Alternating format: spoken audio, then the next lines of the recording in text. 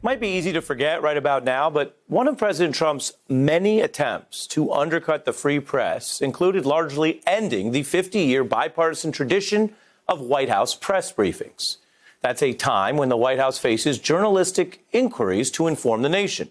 For over half of last year, the Trump White House didn't hold a single briefing.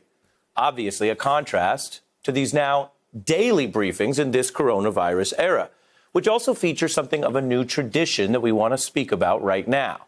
Medical experts who provide key facts while the president does not. And sometimes President Trump does worse, spreading outright misinformation, which the experts then correct, sometimes in front of the president's face. A dynamic driving some very powerful fact-checking of Donald Trump in real time at the same presidential lectern sometimes he just used. And it is often led by Dr. Anthony Fauci, whose absence at Monday's briefing was widely noted. Many Americans even taking to social media to ask, where's Dr. Fauci? Well, now Fauci was at today's hearing, but all of this has followed a very interesting period between Dr. Fauci and the president, because the doctor did a blunt interview telling Science magazine he knows Donald Trump spreads misinformation and added, let's get real. What do you want me to do? Stressing the best he can do is correct Trump, a point he expanded on to Maureen Dowd, explaining, I don't want to act like a tough guy. I just want to get the facts out. And the Times reports that blunt approach at the briefing lectern, contradicting Trump, is frustrating the president. The tension comes amidst larger battles over when to send Americans back to work, and Donald Trump giving out unvetted ideas for drugs people should try right now. That actually led to a man dying this week. Now, in one striking moment, with, of course, the nation watching live, we saw Dr. Fauci step up to correct Donald Trump's dangerous misinformation recommending a potential drug for the virus. Yesterday, there were questions about the use of this malaria drug. Have those questions now been resolved? Well, I don't know that resolved. I could say that it's going to be distributed. Look, I feel, as the expression goes, what do we have to lose? Are you going to use a drug that someone says from an anecdotal standpoint, not completely proven, but might have some effect? There are those who lean to the point of giving hope and saying, give that person the option of having access to that drug. And then you have the other group, which is my job as a scientist, to say my job is to ultimately prove, without a doubt, that a drug is not only safe, but that it actually works. Dr. Fauci is pressing science over spin, no matter who's in the room. To paraphrase Sean Carter's message to liars, Dr. Fauci's name should be just the facts, while the rest of y'all just adjust the facts.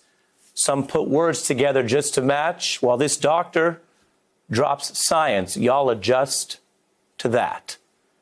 Back with me is Eugene Robinson, columnist for the Washington Post and someone interested in empirical truth. Your view of the role Dr. Fauci's playing, sir? Well, look, for all of us, he is the reliable narrator of this crisis. He is telling us what is going on from day to day, what the situation really is, what we should believe, what is, what's a matter of science, what's a matter of hope. He is so, we know him. We've known him for so long, since back to the Reagan administration, and he has been a trusted voice, and he continues to be a trusted voice. And I think he is essential. To the extent this administration is launching any sort of coordinated response to this threat, Dr. Fauci, I think, is absolutely critical to that, because he is the great communicator here. Donald Trump believes he is always the great communicator, the only communicator. And we know he does not like being contradicted in public. We know he does not, in fact, like to be contradicted in private. He's certainly not by people who work for him. We have seen the reporting that he's upset about this. But I do know that President Trump understands television. And so he has decided that we will have these daily televised spectacles, these daily episodes of the reality show. I'm betting, and I'm hoping, frankly, that he understands that Dr. Fauci is essential to that, and that Right. to not have when Dr. Fauci isn't there, there's a it's like when the he main isn't character. there, it's even there. more dangerous, Gene. Before I lose you, I want to play some of this reporting, NBC exclusive, with a discussion with the widow of someone who, as mentioned, died this week after trying the drug that Donald Trump just threw out there. Take a look. Did you see the president's press conference? Where did you hear about? Yeah, we saw his press conference. It was on a lot, actually. And then what? Did you seek out chloroquine? I had it in the house because I used to have koi fish. We're over on time, but I wanted to let you speak to that briefly, Gene.